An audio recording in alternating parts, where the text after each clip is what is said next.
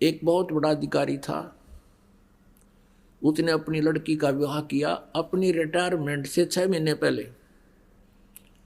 और उसको पता था कि मैं आमंत्रित करूंगा अपने अंडर जितने भी अन्य अधिकारी हैं वो आओगे, कोई 1 लाख लेकर आओगा, कोई 50,000, कोई 10,000 दिखा दिखा कर देगा। और ऐसा ही किया। फिर वो रिटायर हो गया। उस समय 3-4 लाख रुपये बेटी के ब्याह पर लगाए। ये सन 1988 की बात है, 89 की। उस समय 3-4 लाख तो आज के 30-40 लाख समझो। अब लड़की का विवाह कर दिया, 3-4 लाख रुपए लगाए, और कर्मचारी अधिकारी कोई 2,000, कोई 10,000, कन्यादान को 20,000, कोई 50,000। और फिर क्या हुआ,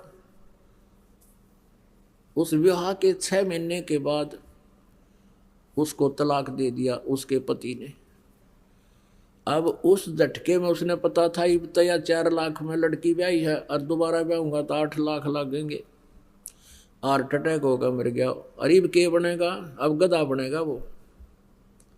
और जिससे ले रखे थे उसका लठ मारेंगे, डोवेगा। परमात्मा के विधान से जब हम परिचित हो जाएंगे, हमने विष दिखाई देगा ये किसी से पैसा लेना, तो पुण्यात्मा इस प्रकार से ये स्थिति बदलेगी। तो पहले जो ये व्यवस्था थी उस समय कोई भी लड़की का जन्म नहीं चाहता था। विवाह होते ही ये सोचा करता भगवान संतान हो और पुत्र हो। अब वो चाह रहा था कि पुत्र हो, लेकिन पुत्री का को जन्म हुआ। फिर दूसरी बार देखा है भगवान अब कह तो दया करे परमात्मा, पुत्र हो, और वह भी पुत्री होगी। अब तीसरी बार जब गर्भ रहा उसकी पत्नी को, परिवार को भी यही आशा हुई कि हे भगवान पुत्र हो, और वो भी पुत्री होगी, और चौथी भी पुत्री होगी, 5वीं भी बेटी होगी। अब क्या मनुष्य का चाहा हुआ, क्या मनुष्य का किया हुआ, वही हुआ जो उसके मस्तिष्क में पहले लिखा हुआ था। तो यहां अगर कोई ये सोचे तो इसको कहते हैं उस साहिब के हुक्म बिना नी तरवर पात हिलंदा। तो पुण्यात्मा जब हम इस आध्यात्मिक ज्ञान से परिचित हो जाएंगे, फिर हमारी 90% बकवाद हट जाएंगी। ये छोटी छोटी कथाएं हैं जो आपके बहुत काम आएंगी। एक समय एक गांव में, एक नगर में एक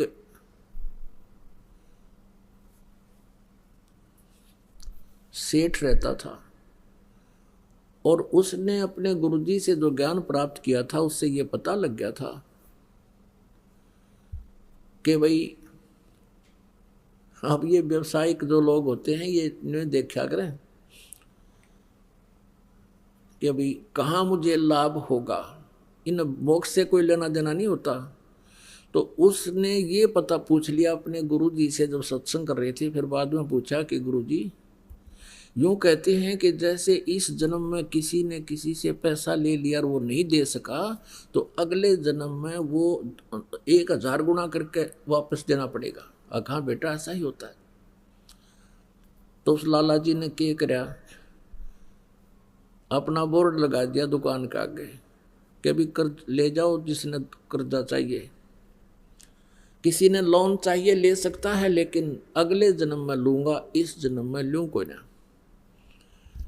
अब ये जो पैसे के पुजारी होते हैं ये इसे इतनी गिरजैन की वृत्ति बताते हैं। एक लाला जी मर गया, यम के दूत पकड़ के ले गए। तो उससे पूछने लगे भाई तेरे को पहले स्वर्ग में भेजा या नरक में, क्योंकि तेरे इतने पुण्य इतने पाप। नो बोला दोनों के बीच में बिठा दे, नो उनके भी आओगे गा कर, नरक वाले भी आओगे, दोनों के बीच में बिठा दो मैंने। यानी वहां भी अपने बिजनेस पॉइंट व्यू से ही सोचा उसने। तो इसी दृष्टिकोण से उस लाला जी ने अपने गेट पर ये बोर्ड लगा रखा था कि भाई इस जन्म जो कोई लोन लेगा तो अगले जन्म में लूंगा उससे। 2 ठग थे, उन्होंने वो बोर्ड पढ़ लिया। वो चले थे चोरी चारी करने, उन्होंने बोर्ड पढ़ लिया, दोनों बतलाए रही साहब मूर्ख। हमने तो पहली बार देखा, मेंटल तो नहीं है। अब उससे बात करी भाई लाला जी हमने 200 रुपये कर्ज दे दे। बोला ले ले भाई। वो पक्का करे थे, वो कहने लगे भाई देखा हम तो जल्दी देवांगे, व्यवहार के पक्के आदमी हैं। वो कहने लगा ना भाई मैं तो अगले जन्म में लूंगा। अब उन्होंने फिर पक्का करना भाई हम तो 6 महीने के भीतर तेरे वापस दे देंगे ब्याज रुपया। वो बोला ये ब्याज लूंगा और अगले जन्म में लूंगा, ना तो जाओ तुम। तो उन्होंने सोचा अच्छा भाई ले अगले जन्म में ले। उन तो ठगना था ही वो। उन्हें दोनों आना अपने 200 रुपये या जैसा भी 100 या 500 लिए और दरे गठड़ी में चल पड़े। आगे वो चलते जा रहे थे। एक गांव के बाहर एक तेली का घर था। पहले तेली होते थे, कोल्लू चला करते थे बैल से, और उसमें सरसों पीड़ा करते थे और तेल बनाते थे। उस तेली के आंगन में कोल्लू लग रहा था। एक बैल तो चल रहा था, कोल्लू चला रहा था, एक वहां खड़ा था पेड़ से बांध रखा था। तेली किसी कामवश गांव में गया हुआ था। वो दोनों वहां रुक गए, जलपान कर ले, पानी पी लेते हैं। उन्होंने पानी पिया तो दोनों बैल बतलावे थे, आपस में बातें कर रहे थे। अब जो बैल उसने उसके 500 400 100 200 जिसे रुपये मांगे और उसने दे दिए। वो दोनों जने अपनी वहाँ पोटली कड़क कर बांध गए। उस बैल लेकर गया था, उसके साथ साथ चल पड़े। ये और देखेंगे वहाँ पर ये बताए थे इन्होंने कि बैल हाथी को हराएगा। वहाँ क्या हुआ कि वो जाके खड़े हो गए, दंगल लगा हुआ था, हाथी आपस में कुश्ती कर रहे थे। एक हाथी सबको पराजित करता हुआ चल रहा था और लास्ट में वो अकेला खड़ा हो गया कि और लाओ भाई जिसका कोई हाथी हो, गुड़ाओ इसके साथ, ये केसरी हो गया। वो जाकर खड़े होकर तमाशा देखने लग गया। बैल पकड़ रखा था रस्सा हाथ में। वो बैल हाथ से रस्सा छुटा कर हाथी की तरफ भाग लिया। लंबे लंबे सींग थे पहने पहने। हाथी ने उसका सूंड मारा, वो सूंड लग गया, सींग फंस गया सूंड में और हाथी मारा किल की चंगाड़ बाज गया। हाथी का सूंड में दर्द बहुत होया करे। हाथी किलकी मारे रोवर लीद करे। उसने सोची मेरा ने किया गया सिंगाड़ा, हाथी भाग गया। तो वो विजयी हो गया बैल। 1200 रुपये राजा ने इनाम दे दिया। वो 1200 रुपये उनके पास आए, उस बैल वाले के पास। उसी समय बैल की मृत्यु हो गई। अब वो दोनों जने उनके पैरों तले की जमीन खिसकन लगी। क्या तो बूंदी बनेगी, बैल बनना पड़ेगा इस लाला जी का जिसके पैसे ले आए हम। वो दोनों वापस आ गए। अगले दिन 9 के 9 दोनों ने पैसे रख दिए। सेठ जी अपने पैसे पकड़े, ये मारा पर नहीं उठा ही।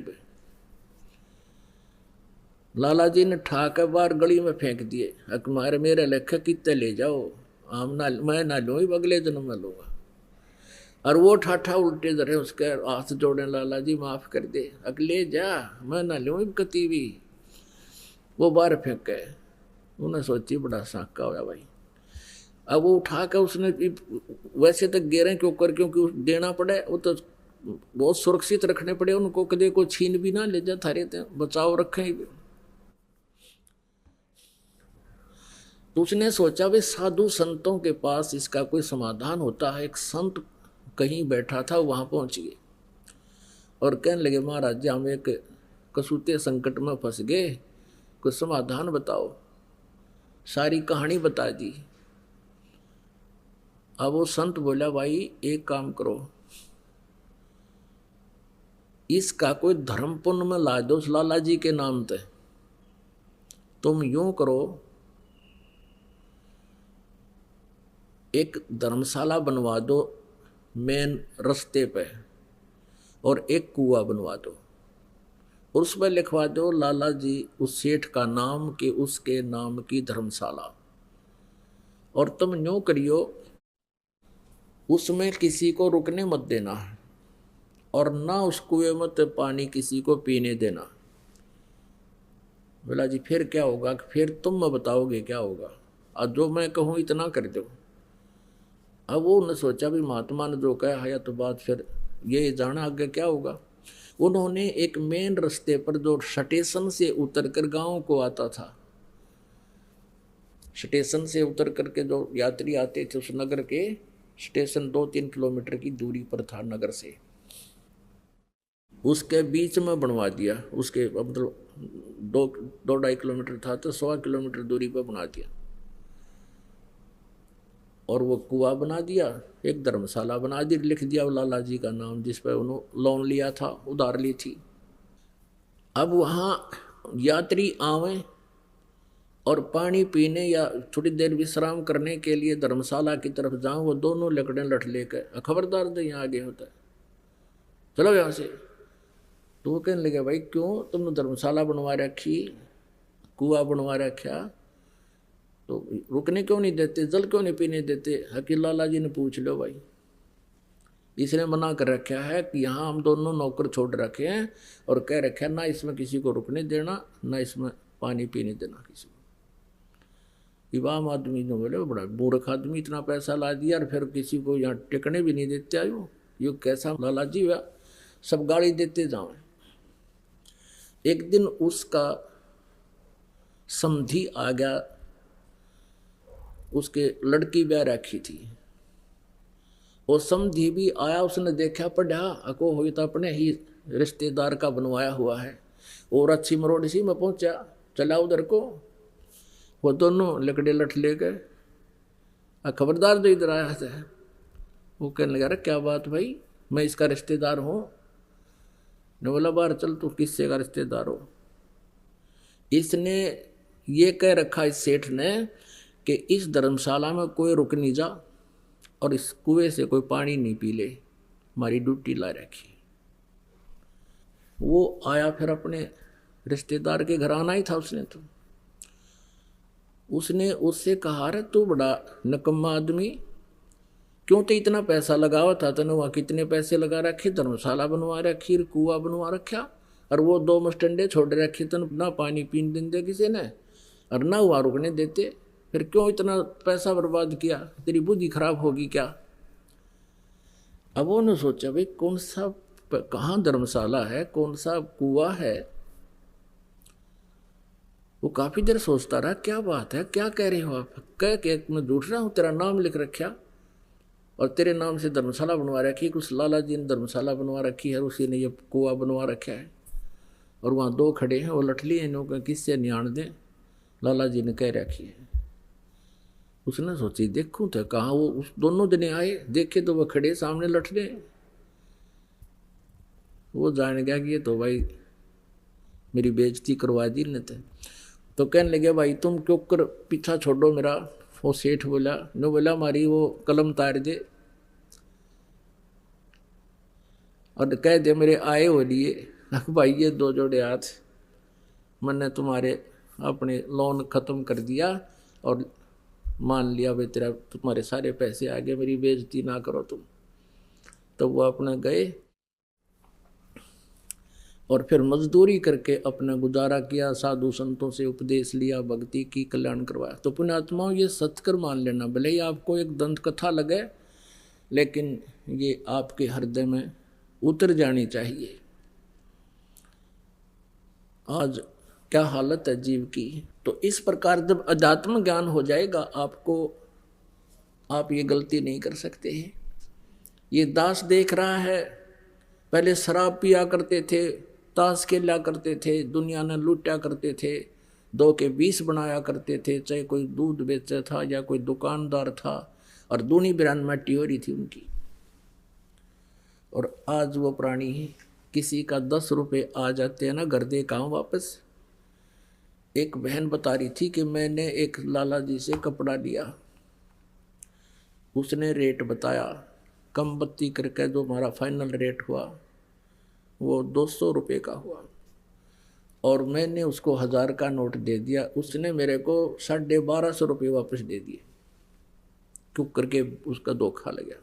तो मैंने उस टाइम तो ध्यान रहा नहीं, और घर आके देखा कि मैं तो इतना का सामान लाई हूँ और इतना पैसा मेरे पास। ये फालतू आ गया सेठ का।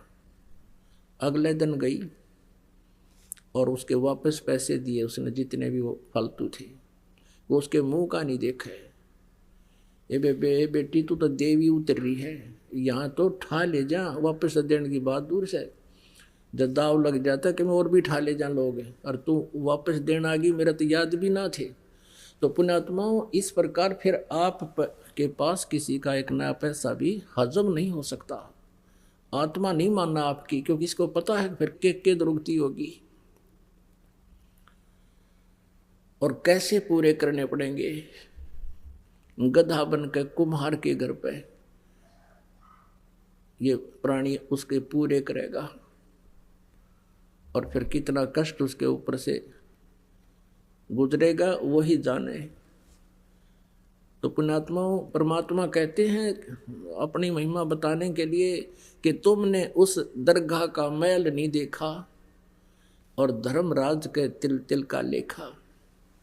तो प्रसंग चल रहा है कि जब हम परमात्मा के आध्यात्मिक ज्ञान से परिचित हो जाएंगे, फिर हमारी एक विशेष व्यवस्था बनेगी, आत्मा के अंदर एक विशेष उभार आवेगा। अब देखता ये दास, आज भी कम से कम 4 भक्त आए थे। नो बोले जी रास्ते में 100 रुपये पड़े पाए। अब वहाँ देवा किसने, यहाँ दान कर दिया, घर पर नहीं प्रयोग हो सके। और पहले के सचिथी थी, नो देख के ठा करते, को देखते ना ले और गोज मगा लेते। तो ये वृत्ति हमारी बदलती जा रही है। कोई कहता 500 रुपये, कहता जी ऐसे 5000 रुपये पड़े मिले मुझे। और जा रहा था, एक व्यक्ति आ रहा था, मुझे ऐसा लगा जैसे इसका कुछ गुम हो गया। मैंने उससे पूछ लिया, भाई कहाँ से आए हो, कहाँ जा रहे हो? वो कहने लगा, कहाँ जा रहा हूँ, मेरे पैसे गिर गए और जेब मत निकल गए। किस प्रकार मैं कुछ सामान निकालूँ था और सारे देख लिया, मैंने पाए नहीं। कितने पैसे थे तेरे भाई? कि 5000 रुपये थे और ये नोट थे। नो बोला, नो के जब मैंने उसको निकाल कर दे दिए कि ये थे। उसने सीने से लगा लिया मेरे को। नो बोला, राज के युग में इसे देवता बचे हैं। तो पुण्यात्माओं, ऐसे ये बिल्कुल स्थिति बदल जाएगी और आपकी आत्मा इतनी खुश होगी उस पैसे को वापस दे करके। और यदि हम किसी की चोरी करते हैं तो दूना दुख होता, उस प्राणी का दूना विनाश होता है।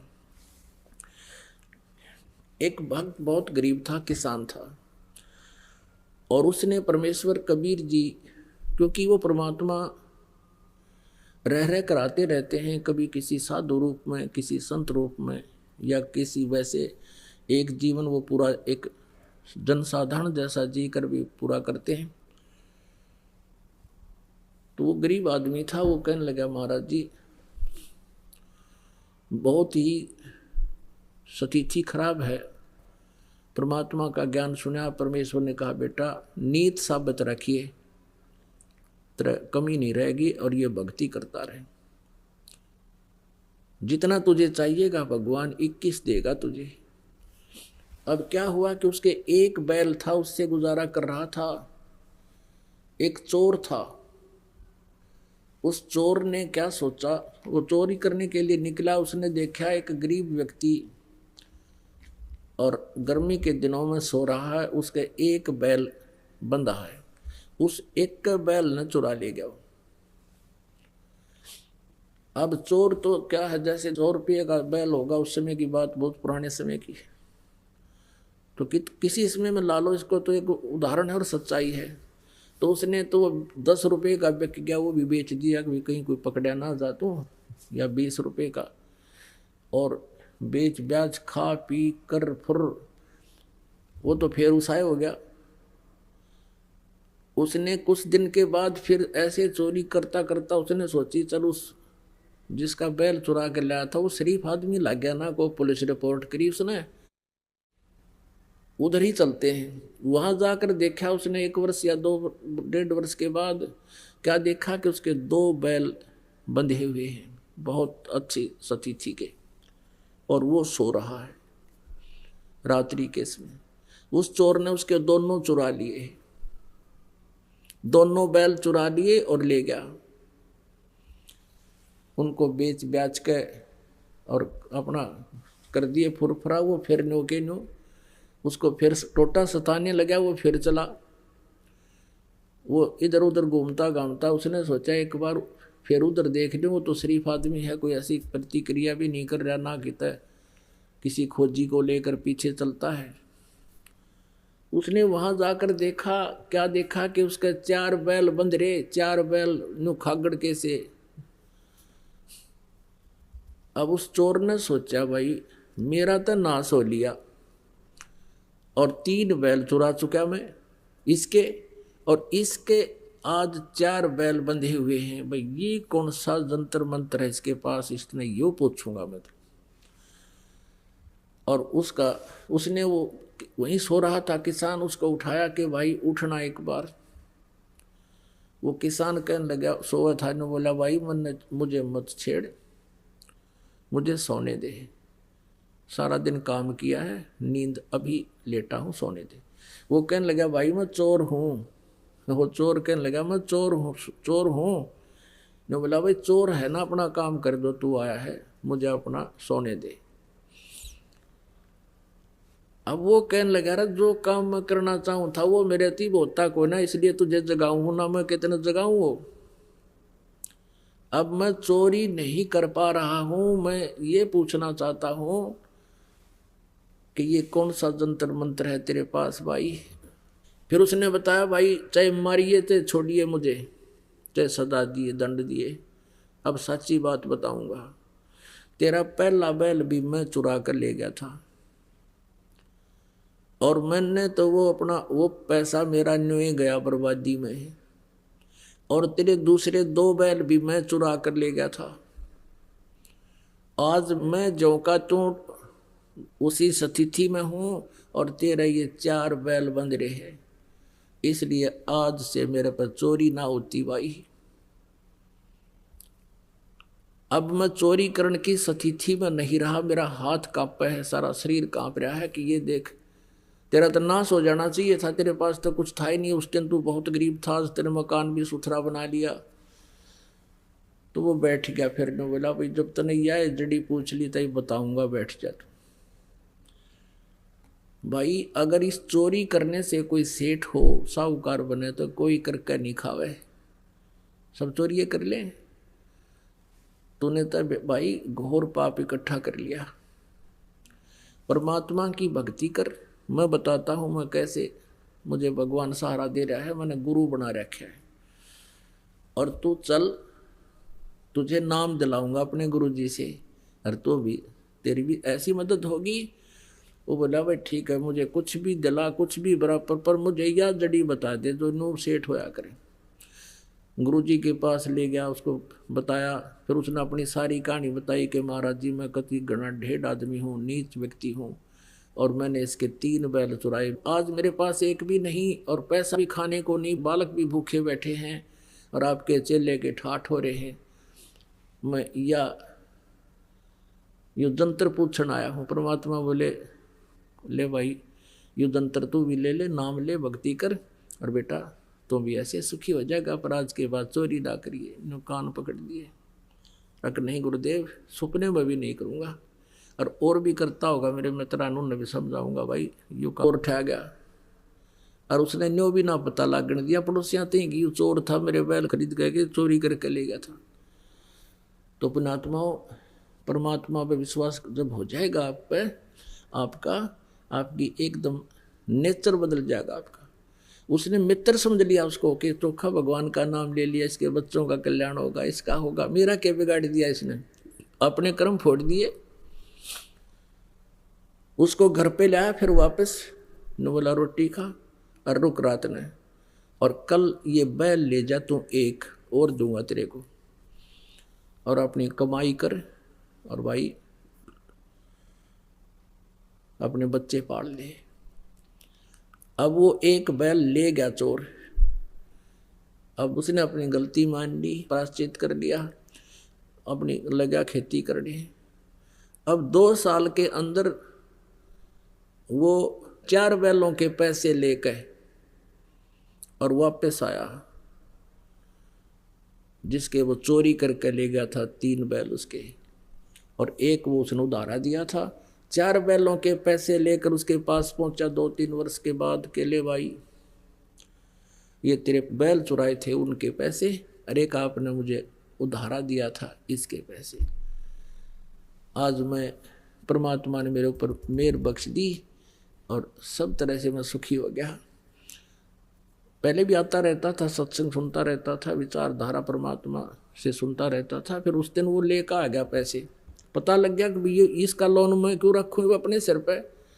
तो उसने कहा भाई मैं ना दूँ एक ना पैसा है तेरे, मेरे तो भगवान ने ठाट कर रखे, तो इस पैसे को चल गुरुदेव के चरणों में रख दे, तेरा धर्म में लग जाएगा। ऐसा ही किया गया। तो पुण्यात्माओं, ये बातें कहने सुनने की नहीं, ये कर पाड़न की है।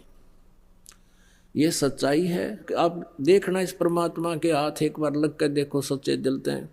और फिर आज तो आप लूटते हो दुनिया को, कोई रिश्वत लेता है, कोई मिलावट करता है, दोनों दुखी हो रहे हो, इधर से नुकसान हो रहा है, उधर से आप अपनी नेचर खराब करके भाव बिगाड़ करके चोरी रिश्वत लेते हो। और फिर आपके आत्मा में कैसी शांति होगी। एक तो ऐसा माहौल बदल जाएगा कि विष दिखाई देगा आपको। उसके विषय में परमात्मा बताते हैं, जब तुझे ज्ञान हो जाएगा,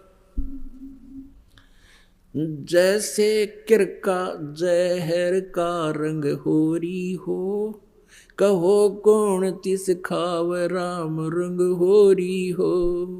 ओए होए, जब आपको ये पता चल जाएगा कि एक कण पड़ा है विष का, ये विष का कण है, आपको पक्का पता है कि विष है, कहते उस कण को भी कौन जीव पर धरे, ऐसा मूर्ख कौन है।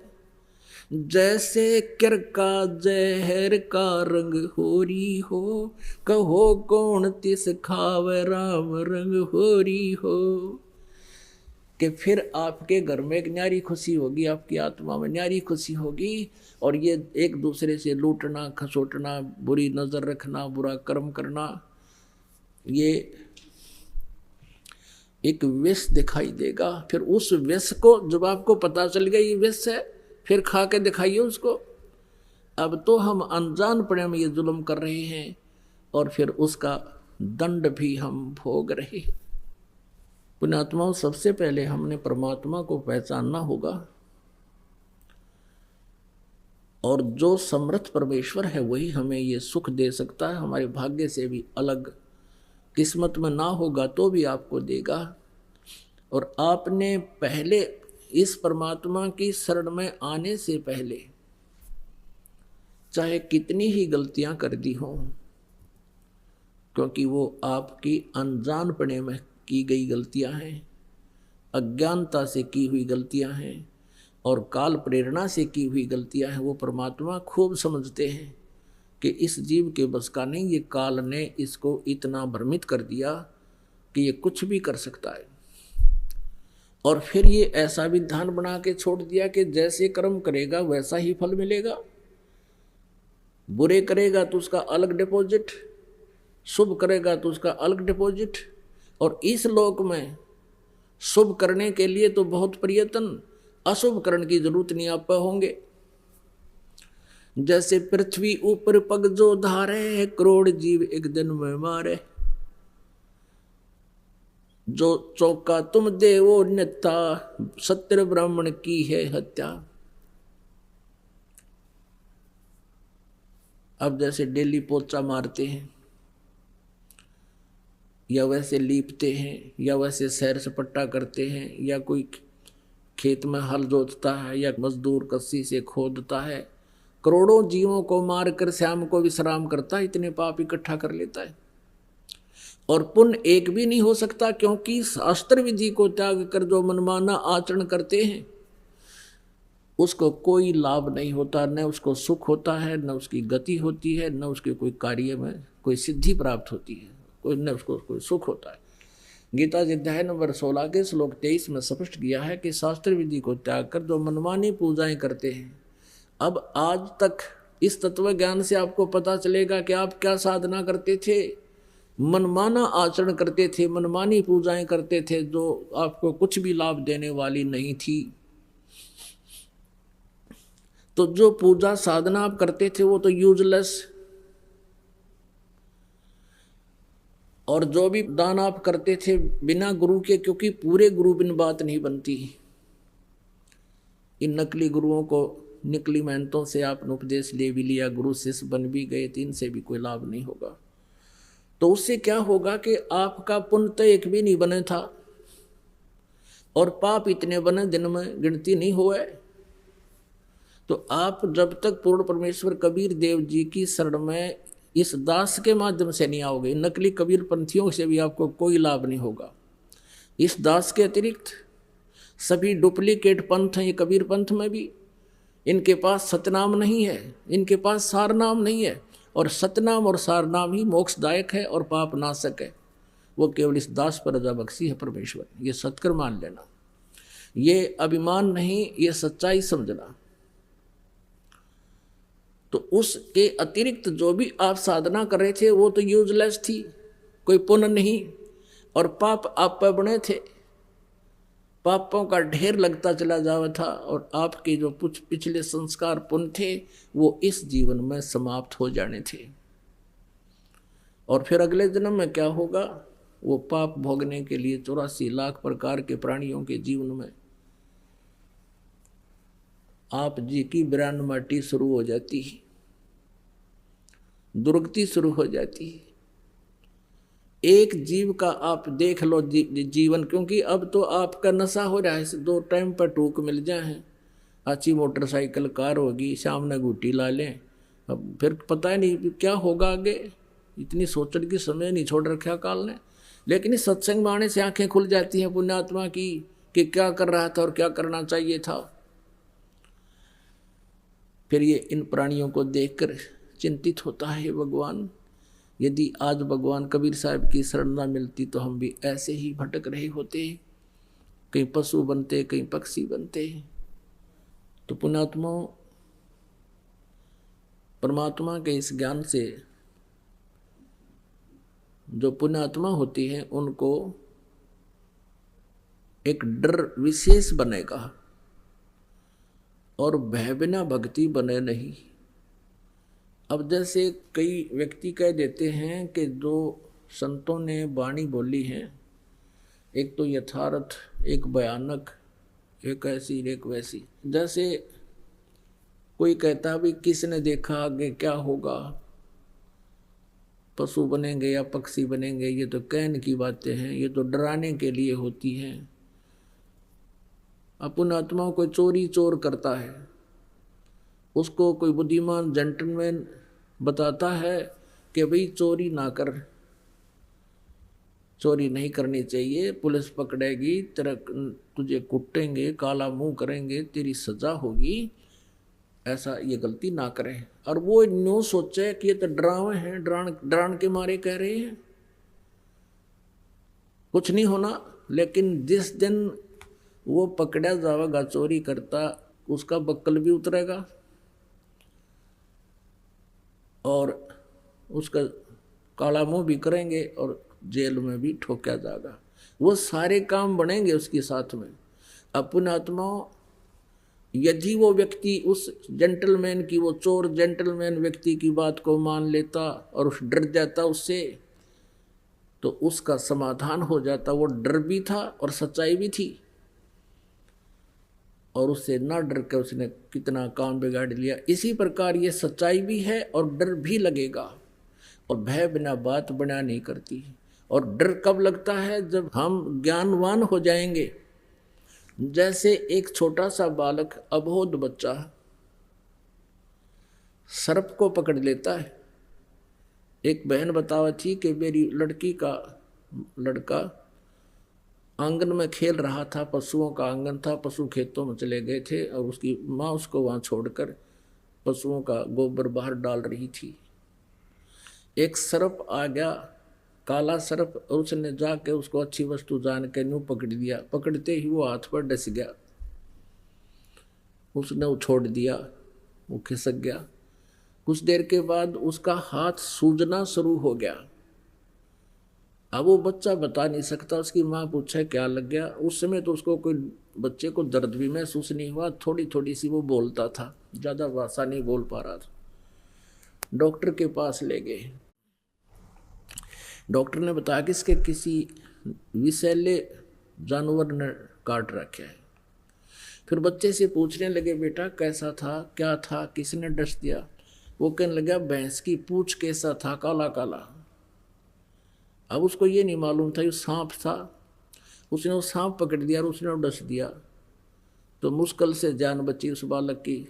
1 हफ्ते के में जाकर होश में आया वो। तो कहने का भाव ये है कि जब वो बच्चा सियाना हो जाएगा, बड़ा हो जाता है, तो सर्प को इतनी दूर से देखकर भाग लेगा और उनको भी कहेगा सर्प आ गया, सर्प आ गया, भाग लो, सांप आ गया।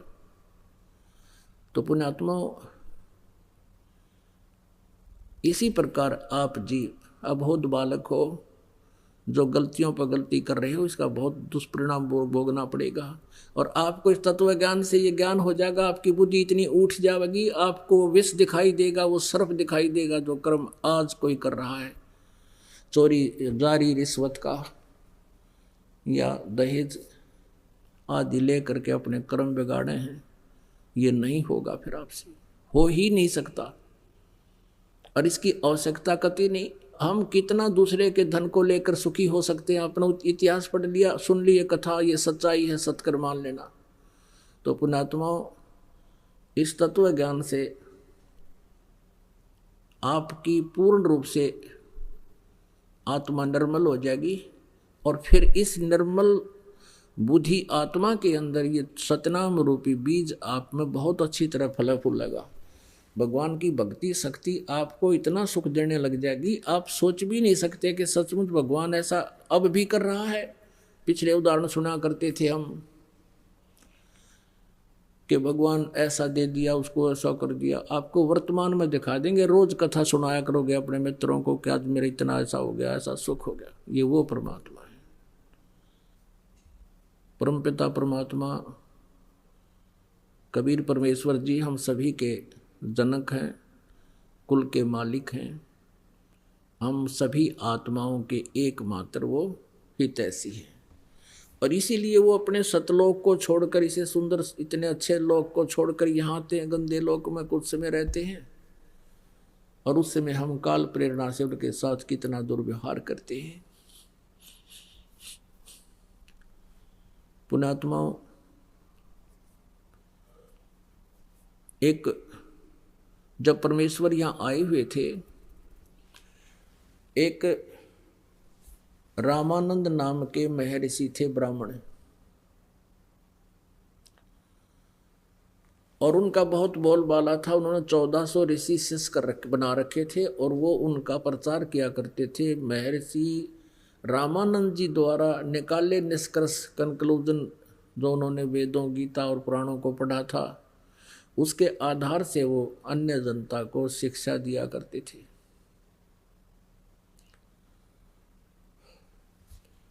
एक दिन परमेश्वर कबीर जी जब 5 वर्ष के हो गए थे,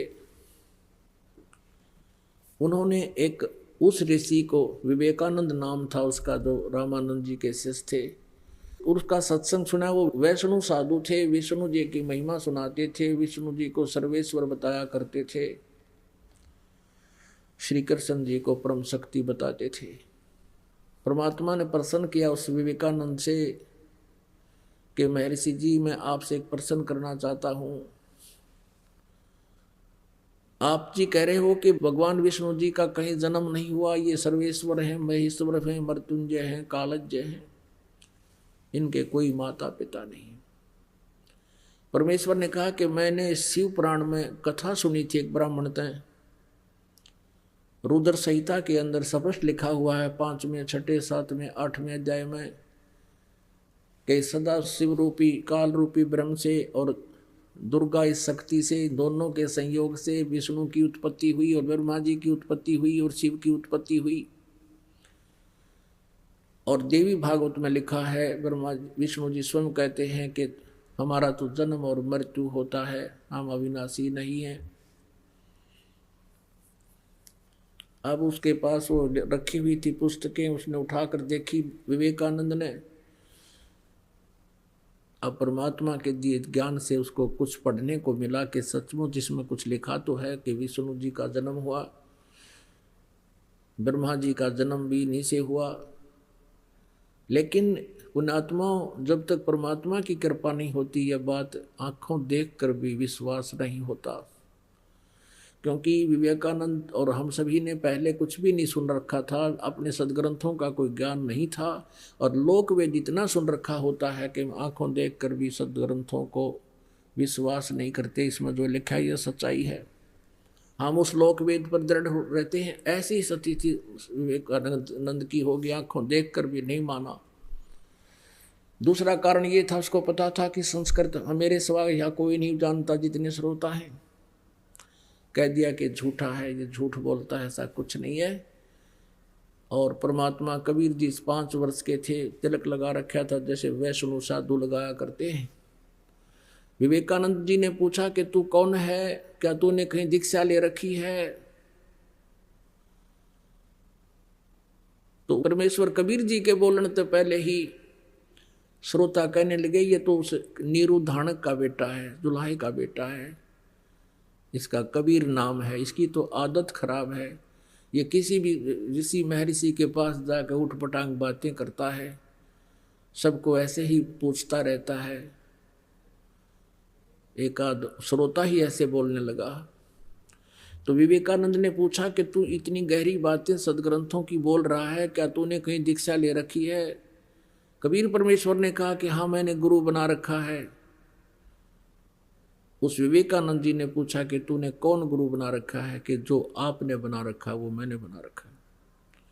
अब विवेकानंद जी कहने लगा तू सीधे मुंह बात कर, तू जुलाहे का शूद्र का लड़का, और मैं ब्राह्मण और मैंने महर्षि रामानंद पंडित से नाम ले रखा है, वो तेरे जैसे शूद्रों की तो शकल भी नहीं देखता।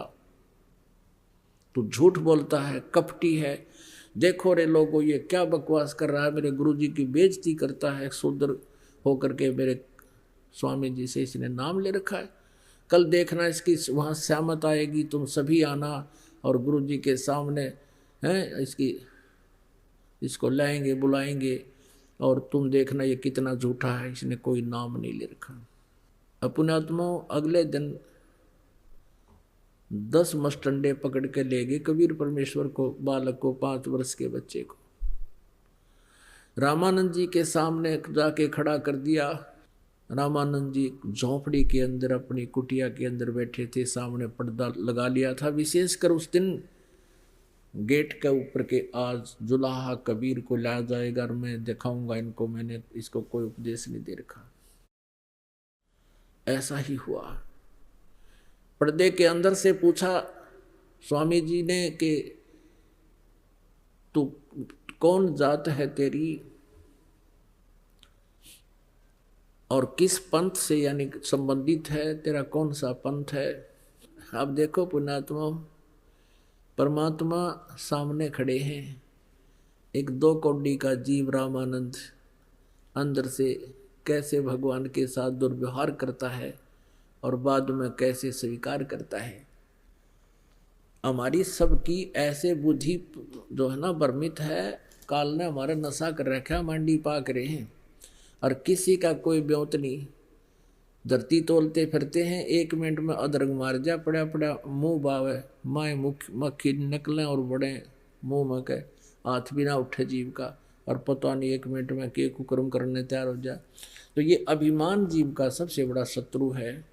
किसी को विद्या का, किसी को जाति का, किसी को पद का, किसी को धन का, ये अभिमान जीव का सबसे बड़ा शत्रु है। तो यहाँ गुरु और शिष्य की आपस में जो वार्ता होती है थोड़ी सी वो सुनाएंगे, और जो दास आपको सुनाने जा रहा है उसका भूमिका बना रहे हैं। आडा पर्दा लाए करे रामानंद बूजंत, दास गरीब कुरंग छवि ही अजर डाक कूदंत।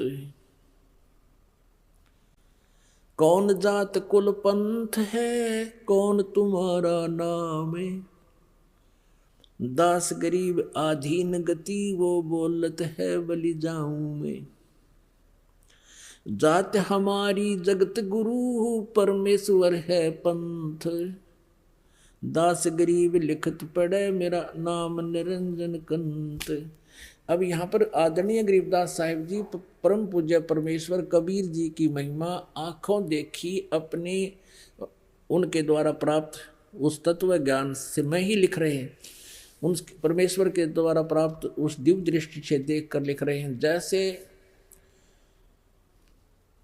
तुलसीदास जी ने लाखों वर्ष पहले की घटना रामायण और कलयुग के अंदर ज्यों की त्यों अपने सिंपल लैंग्वेज में यथार्थ चित्रित कर दी थी, लिख दी थी। इसी प्रकार गरीबदास जी ने परमेश्वर कबीर जी की परम पूज्य कबीर जी की वो यथार्थ घटना लीला अपनी अमृतवाणी में बोली। कैसे कैसे वार्ता हुई थी उनकी, तो गरीबदास जी अपनी तरफ से बता रहे हैं क्या, इसलिए यहाँ गरीबदास शब्द आ रहा कबीर जी के स्थान पर। कबीर परमेश्वर क्या बोले, रामानंद जी ने पूछा कौन तुम्हारी जाति है और क्या तुम्हारा नाम है, तो गरीबदास जी कहते हैं आधीन होकर जैसे गुरु जी के सामने एक शिष्य सुयोग्य शिष्य को व्यवहार करना चाहिए ऐसे कर रहे हैं। और क्या बोले, बोलत है आधीन गति, आधीनी से बोल रहे हैं। गरीबदास जी कहते हैं मैं बलिहारी जाऊं उस परमेश्वर के समर्थ शक्ति होते हुए इतने विनम्रता से बात कर रहे हैं छोटे से जीव के सामने। जात हमारी जगत गुरु और परमेश्वर है पंथ, दास गरीब लिखत पढ़ मेरा नाम निरंजन कंत। पुण्यात्मा इस परमात्मा की ये घटना लीला याद आती है, क्योंकि आप जिन इतना सुन नहीं रखा, नए नए भक्त आए हैं। इस दास जी को जब ये बातें चित्रित होती हैं, वो घटना इधर परमात्मा खड़े हैं 5 वर्ष के बालक के रूप में, महर्षि रामानंद जी बैठे हैं और अपने एक जीव को सद्बुद्धि देने के लिए परमात्मा कितना कष्ट उठाते हैं। अब रामानंद जी गालियां दे रहे हैं भगवान को और वो करबद्ध खड़े हैं। तो पुण्यात्मा हमारा हितैषी कौन है? एक शराबी बालक लड़का बाप ने बूंदी अच्छी कह देता है और वो बेचारा आंखों में आंसू बहाता और बैठ जाता है, और फिर भी ये सोचता है इसकी नशा उतर जाएगा तब ये ठीक बोलेगा मुझे। तो पुण्यात्माओं यही स्थिति आज हमारी है।